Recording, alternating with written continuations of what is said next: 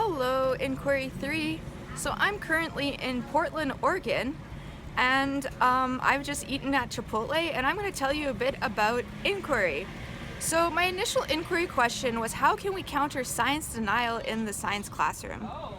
And I didn't really have to engage with it much during my practicum, as I mentioned, because my demographic of student took science denial to be fact, and they took scientific knowledge that I would say in front of the classroom almost as absolute truth, and they didn't really want to argue with me about it, and I think it was because it was a test-oriented experience.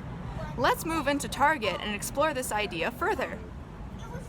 Can you even imagine way back in the past when we thought the storms were caused by petty gods fighting on top of a mountain? And yeah, I like a good story, but eventually it's gonna bore me if it doesn't have that truth, that inconvertible, testable, repeatable proof. And I love science, and I love Charles Darwin, 'cause I don't think it's bold to question what you're told. If you're told the world's 1,000 years old, there's nothing here to argue against. It's a process, not an ideology, and I love science.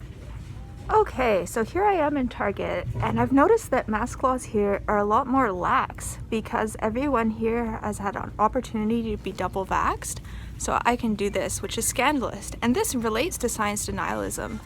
So one of the deals is that depending on people's scientific literacy level, they'll be more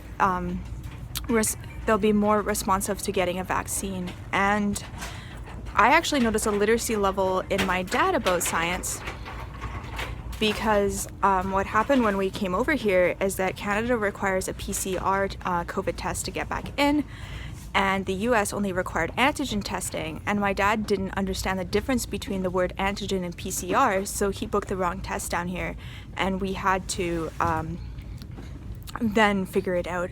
So this was interesting to me because it wasn't intentionally being science denialistic. However, he just didn't understand the difference between the terms, and because it was just gobbledygook to him, and he just assumed, COVID test, Smovid test, like whichever one he booked would be okay. So I think that sometimes science denialism isn't really intentional, and that's what I hope to do as a science educator, is just to provide more information to my students so that they are able to make informed decisions. Sometimes people ask me, of all the centuries, which I pick to live in. Well, that's pretty easy right now, if you think objectively. If you like hot running water and memory foam beds and TV shows and cell phones and not being dead, then you love science. And I love Carl Sagan, 'cause I think it's bright to look up in the sky and never ever wondering why. There's nothing here to argue against. It's a process, not an ideology, and I love science. Okay, we've arrived back from our Portland trip, and we saw my brother and his wife, and it was absolutely lovely to be reunited as a family. And this was only possible because of people's willingness to get vaccinated, and because of the original scientists' innovation in creating this mRNA vaccine. So this is an example of how science denying would not have helped us move forward from this issue of COVID, and I hope that it continues to move forward as it has been. Finally, I'm going to answer the next question for this project, which is, where am I going next?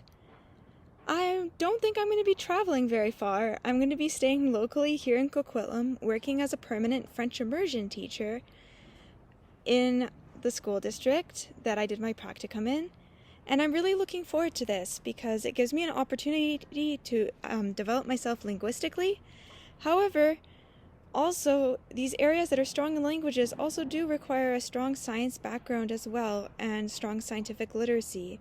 So I'm looking forward to bringing my strength in science into the French immersion program in Coquitlam as well. To process not an ideology, and I